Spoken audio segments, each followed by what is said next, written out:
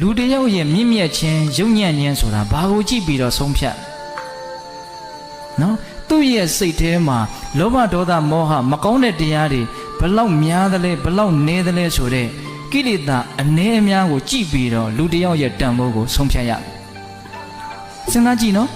အခုဦးဇင်းတို့လောကကြီးမှာဘယ်သူအမျက်ဆုံးလဲလို့မေးရင်မြတ်စွာဘုရားအမျက်ဆုံးပေါ့မြတ်စွာဘုရားဘာလို့အမျက်ဆုံးဖြစ်တော့သူ့ရဲ့စိတ်ဓာတ်မှာလောဘဒေါသမောဟ